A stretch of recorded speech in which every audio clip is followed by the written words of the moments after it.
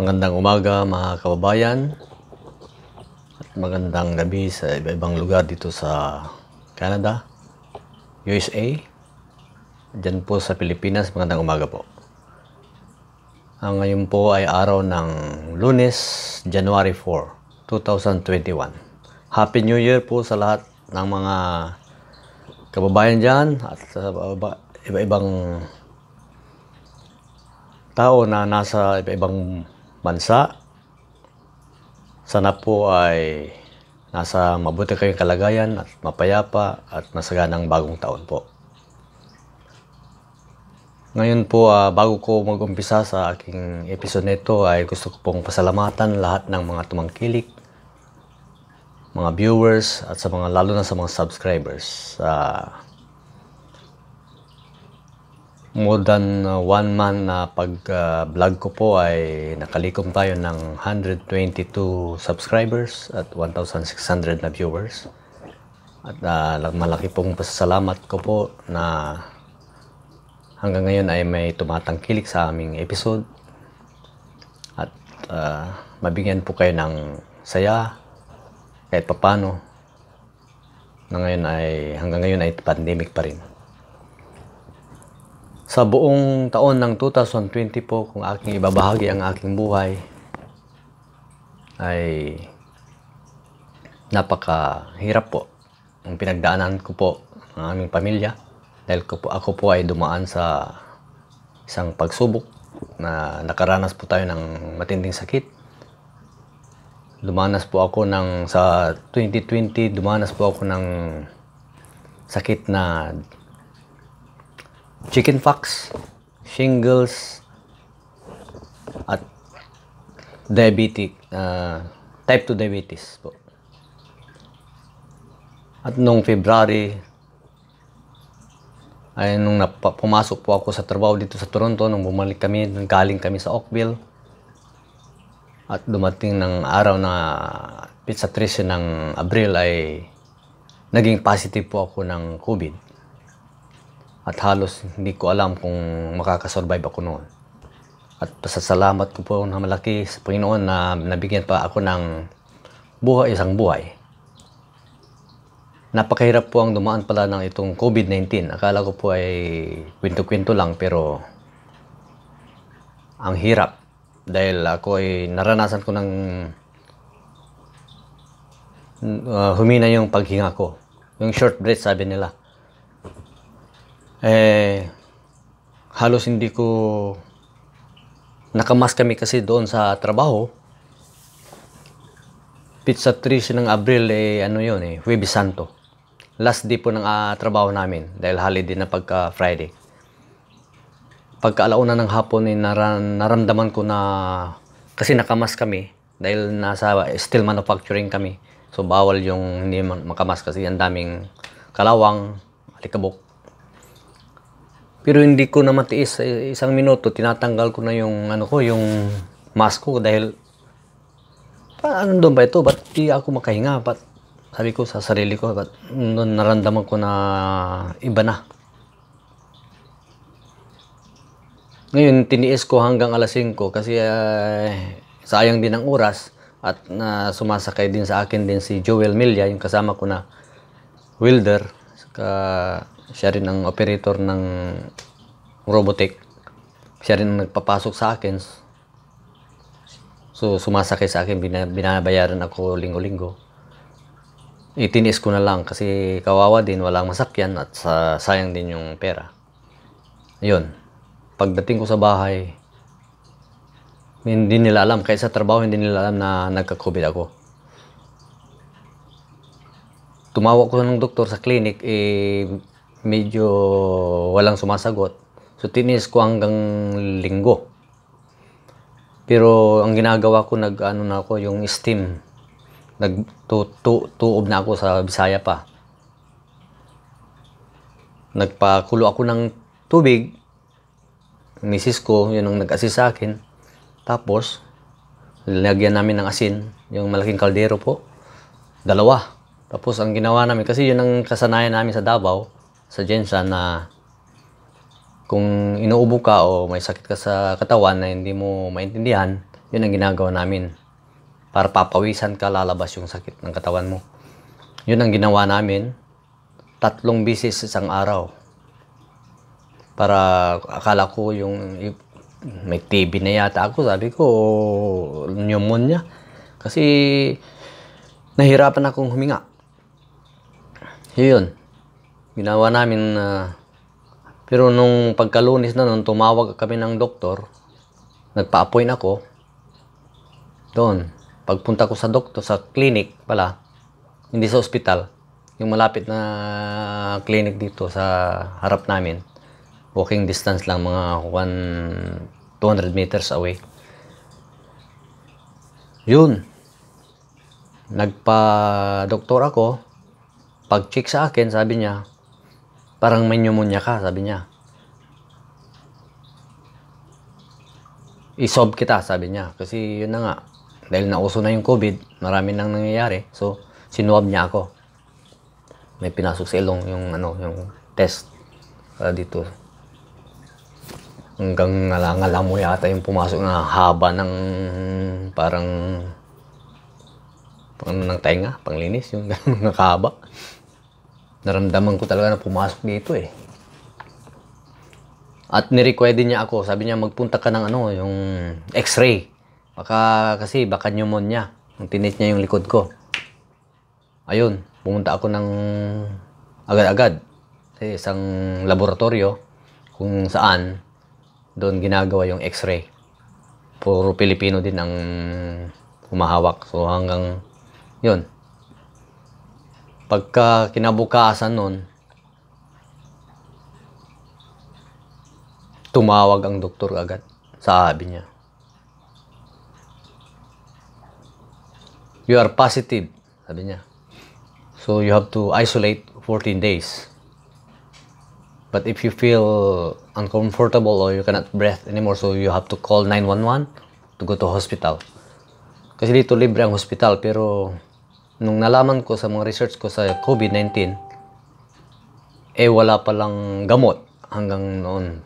Hanggang ngayon nga may vaccine na nga, pero hindi pa totally na gamot. Yun, naririnig ko na sa iba na ganun. Hindi ka mabisita ng pamilya mo, kung magka-COVID ka, walang gamot din. So, nag-decide kami ng asawa ko, Mrs. Alma, na hindi na magpa-hospital. Hanggang nagtuob every 3 days a day. 3 times a day, sorry.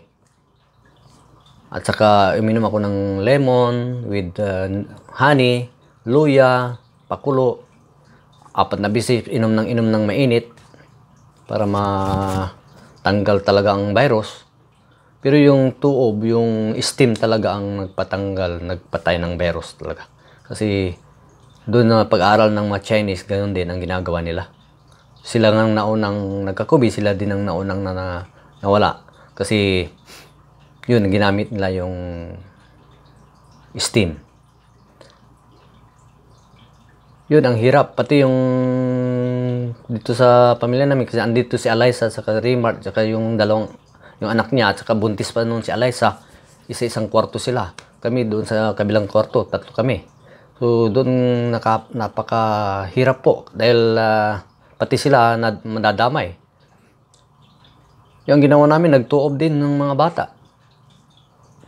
Pati yung sila Eliza. Pero hindi na lumalabas sila Eliza. Parang hindi na kami magkaintindihan nun dahil matamaan, buntis pa siya. 5 months yata, 6 months na buntis. Kasi yung may maliit pa siya na panganay, 2 years old. Saka yung aking mga 2 anak na 9 saka 11. Doon ko inisip na baka may mangyari sa akin, ano na kaya ang mangyari sa anak ko, mga kapag-anak ko, kapatid ko, ulang ko, na umaasa sa akin, kung minsan, makapibigay ng tulong. Doon, dasal talaga ang ginawa namin, dasal, saka regular na tuob, suob. Yun, yung steam, magpapakulo ka ng tubig sa isang kaldero, sa isang kaserola, tapos lagyan mo ng Asin lang po. 3 kutsarang asin. Tapos takpan mo yung buong katawan mo ng kumot. Ilabas mo lang yung ilong mo, mata mo. Or kung minsan, hindi mo na nga nilapit, yung mata mo na lang. Tapos, iihin mo. Inhale, exhale ka na ilang beses. Kasi within 30 minutes ka nandoon sa loob ng kumot eh. Ihinga mo ng ihinga. Dahil papasok yung init, yung singaw ng init, papasok sa lungs mo. At papawisan ka talaga. Dahil magkabilaan sa harap sa likod. Uupo ka doon sa sa maliit na upuan. Tapos, yun. Kung minsan, at dapat naka-brief ka. Para talaga didiretso yung init sa katawan mo. Kung nakadamit ka, may pa. Babangga pa sa damit mo, yung init. So, yun, ang ginawa namin. Hanggang 1 buwan yun, straight. 3 times a day, natuob. Tapos, 4 times a day, inom ng mainit na tubig with lemon or luya ba. Lagyan mo ng kunting asukal or kahit wala na. Yung lemon sa tubig, lalo kung kagigising mo lang, yun, yung warm water tapos lemon. Yun or lagyan mo ng asin. Yun ang pinaka-effective talaga. Para matanggal mo tanggal dito yung kati-kati sa lalamunan mo. Minsan diretso mo na inumin, lalo kung may asin. Yung asin talaga ang kontra ng virus. Kalaban talaga ng virus. At with yung mainit. Yun nga. At least naka-recover tayo kahit papaano. Sa buong taon po ay kahit ganoon ang nangyayari sa aking buhay ay malaki pong pasasalamat ng buong pamilya namin. Mga nagdasal at nagbigay ng pag-asa sa akin nung ako ay nagka-COVID. Lahat ng mga kamag-anak, mga ka-opisina, mga kaibigan sa Facebook, kaibigan sa sa Pilipinas, sa buong mundo na nagbigay ng mensahe, encouragement, prayers. Salamat po. Gusto po kong sabihin po na itong aking YouTube channel po, kung alam ko na nagtataka yung iba, bakit nawala na yung mga kanta ko. Last other day po, na-verify ko, nakita ko sa analysis sa aking YouTube channel, may nakalagay lahat ng mga kinanta kong awitin, nakalagay doon, may comment ng YouTube na copyright. Ibig sabihin, yung copyright law po, kasi kung kumakanta ka ng hindi sa iyo, kahit melody, yung tugtog or original yung lyrics, hindi sa iyo, copyright po yun. So, parang kinopya mo lang, kinanta mo yung hindi sa iyo. So, alam ko rin yan noon, pero bagamat gusto ko pong i-share yung aking talento, kahit paano ma-entertain kayo, kasi mahilig po tayo ng kumanta, ganun po. Kasi kung hindi mo tatanggalin yun, kahit kung darating ang panahon na babayaran ka na ng YouTube, kung aabot po tayo ng 1,000 subscriber or 40,000 viewers, yun ang minimum requirement para mabayaran ka. At magpasok na yung mga ads doon sa YouTube mo. Wala, hindi ka mababayaran. Dahil copyright yun. So, ang gagawin nila, yung i-income nun ng kinanta mo, doon po mapupunta sa original owner, yung mga may-ari ng kanta. Kaya ginawa ko na lang, tinanggal ko na lang para walang masabi ang YouTube. Pero wag kayong pong mag-alala dahil kahit papano, kakanta pa rin ako pero i-upload ko na lang sa Facebook. Kasi maraming mas manonood doon kasi marami tayong friends at mas madaling makita ng mga yung walang kaya na maggumasto ng data. Dahil kung sa YouTube, talaga papanoorin mo yung buong episode, gagastos ka rin ng data. Minimum siguro 50 pesos. Sa Facebook, hindi po masyado. Kaya yun na lang ang gagawin po natin para ma-entertain po kayo. At sa buong taon ng 2020, nagpapasalamat kami at humingi ng paumanhin sa lahat ng kaibigan, kamag-anak, na humihingi po ng tulong sa akin na hindi ko nabigyan. Lalo mga kamag-anak natin. Natural, inisip nila na nasa Canada ka, malaki yung kita mo, abroad ka. Yun po, gusto po sabihin na medyo hanggang ngayon po ay hindi po kami nakaipon. Wala pa yung mga sahod namin kasi ang mahal dito ang cost of living sa Toronto. Ikumpara natin sa iba-ibang probinsya, lalo na sa Nova Scotia, Winnipeg, Manitoba, Saskatchewan. Murang-mura yung mga renta ng bahay doon, apartment. Mga 700 lang. Dito, 1,900. At mga bahay doon, makabili ka na, 150,000 daw. Dito, 500,000, parang hindi ka na makakahanap dito sa Toronto. Doon na siguro sa malalayong munisipyo. Pero dito sa Toronto mismo, mahirap. Kaya, tapos may sasakyan ka pa, na monthly binabayaran, pati yung insurance mo, car insurance po, monthly ang bayad po dito. Ito, $400 yata ngayon yung insurance ko $485, tumaas. Kasi nung nagpalipat kami ng address, depende kasi sa lugar, kung busy ang lugar, mataas po yung insurance. So, malaki yung posibilidad na disgrasya. Kaya yung insurance, magaling din sila Yun nga. Kaya sorry po sa mga hindi ko nabigyan ng hinihingi nilang tulong. Sa susunod po kung mabibigyan tayo ng magandang biyaya, makaka-receive tayo ng magandang biyaya, so i-share ko rin po sa inyo. Sa ngayon medyo hirap. Lahat ng mga kaibigan, kamag-anak, mga kakilala, pasensya na po. Sa ngayon na 2021, dito na tayo. Bagong taon, bagong pag-asa. Sana po sa lahat ng kaibigan natin, mga viewers, subscribers ay magandang ating hinaharap sa taong ito. Maging positive lang po tayo. Kahit duman tayo ng pandemic ay paglaban natin. Andyan po ang Panginoon na sumasubaybay sa atin. Huwag natin kalimutan siya kahit malayo tayo sa isa't isa or hindi tayo nakakasimba dahil bawal. Lalo na dito sa Toronto ngayon, bawal pa ang magsimba. Mas mabuti pa nga dyan sa Pilipinas. Nakita ko sa may open na yung simbahan. Dito, bumalik kasi ang lockdown dito. Halos pati yung trabaho, mabuti itong trabaho namin. Ngayon, mag-uumpisa ulit kami, January 4, Lunes. Steel company, yung manufacturing, gumagawa kami ng mga malalaking bridge. Yung mga malalaking trusses na ang mga kliyente namin, yung government, yung mga bridge na malalaki, yung support ng bridge. Yung bakal yan, mahahabang bakal, wini-welding namin. May taga-welder, may driller, yung tagabutas ng bakal, may nag-grind, yung mga sharp portion, yung mga matatalim na banda, yun, ginagrind din namin yan.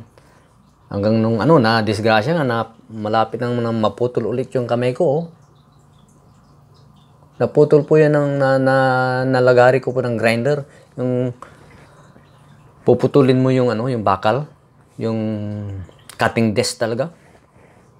Hinawakan ko, siguro inaantok ako noon. Kulang ako ng tulog ko minsan, matagal ako matulog.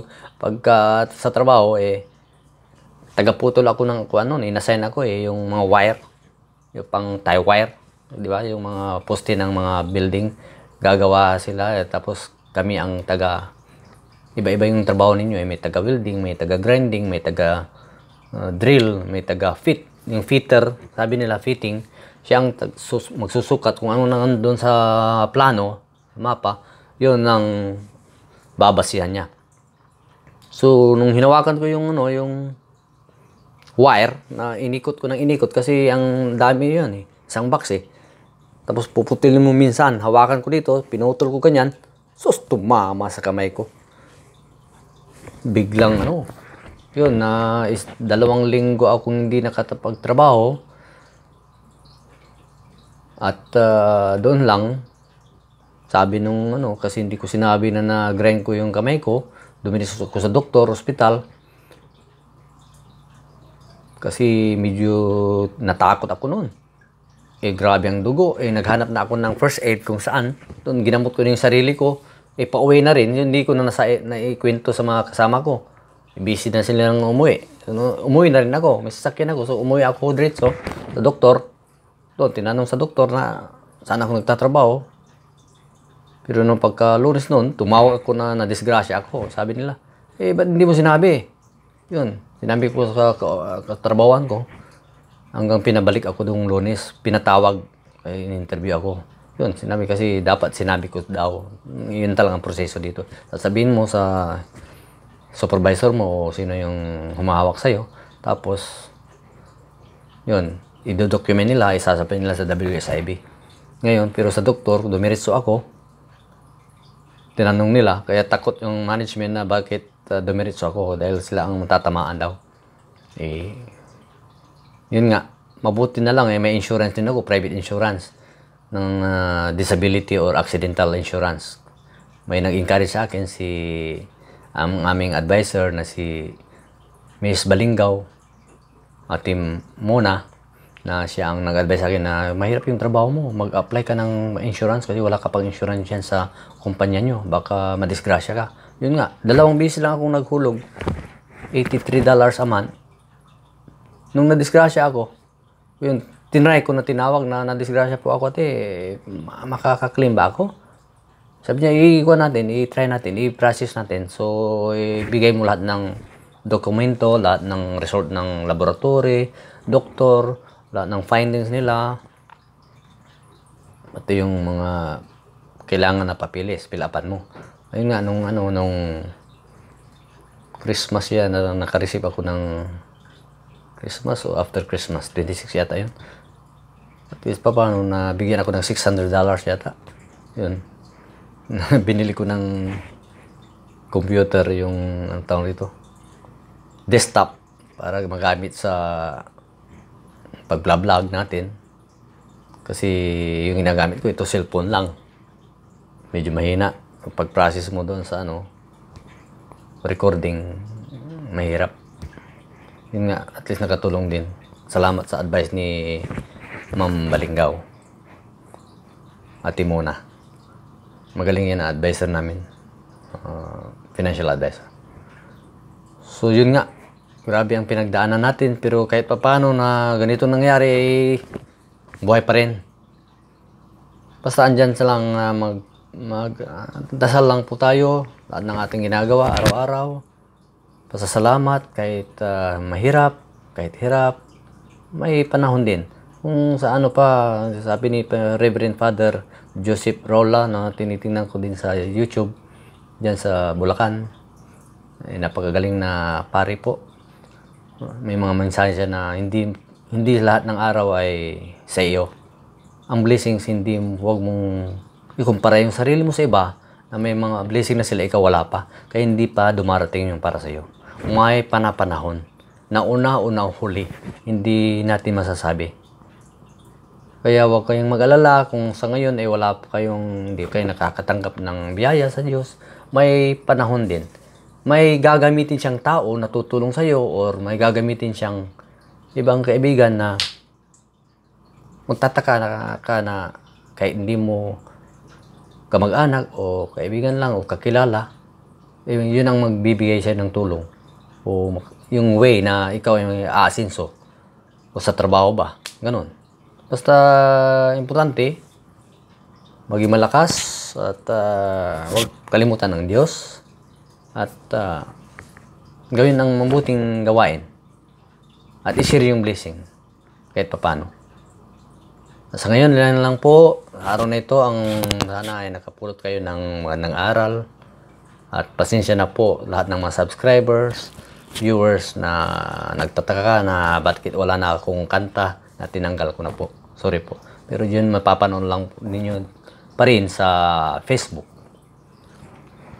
Ganon din ang pangalan ko sa Facebook, Marcelo Asuncion Garcia.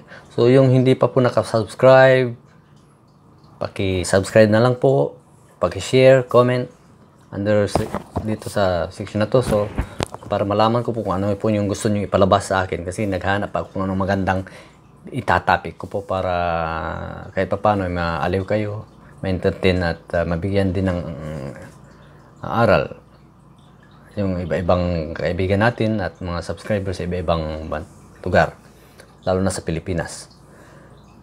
So, sa ngayon po, 4:30 na. Magpre-prepare na ako para unang araw ng trabaho sa 2021. Panalangin po natin ay maging mapayapa. Sana po ay mawala ng COVID. Pagdasal natin. Huwag tayong mawala ng pag-asa. Sabi nila may dumating na naman na ibang virus, pero huwag natin isipin yun. Ang isipin natin yung mawawala ng COVID, yun lang. Positive. At sana sa December or ngayong summer dito is by July or August, sana wala na po. Para makapagbakasyon na yung ibang kamag-anak natin o mga kaibigan natin dito na sa ibang bansa na makabakasyon sa Pilipinas, magkita-kita ng mga kamag-anak, mga kaibigan. Kasi plano din namin sa December sana makauwi din kami. Mag-iipon pa ng pamasahe. Mahal dito ang pamasahe. Aabutin ng 500,000 kung 4 kayo. Pesos. Back and forth lahat ng gagastusin nyo. Kaya mahirap kung hindi ka mag-iipon. At sana ay sa taon na ito ay makatanggap tayo ng mga biyaya. Malayo sa sakit. Kahit papano. Dahil kahit malaking kita mo kung may sakit ka, wala na. Kasi ika nga, health is wealth. Kaya alagaan natin ang ating katawan. Kumain ng mga masustansya, lalo ng mga prutas, gulay. Yun ang ginagawa namin dito. Daming prutas dito. Mga oranges, apple, grapes. Yun. Kaya, lalo kung uminom tayo ng vitamin C, may supplement tayo, yun ang maganda. May kamag-anak ako dito na si Rolando Garcia Asuncion, yun ang nag-introduce din ng supplement sa akin. Sa Usana na product. Maganda rin yun. Kahit kulang ka ng tulog, kulang ka ng kain, parang feeling mo busog ka. Lalo na kung 50 years old up na tayo, yun, kailangan pala natin ng supplement. So sa lahat po ng tumangkilik, mga subscriber, viewers, maraming salamat po. Happy New Year sa inyong lahat. Bye-bye.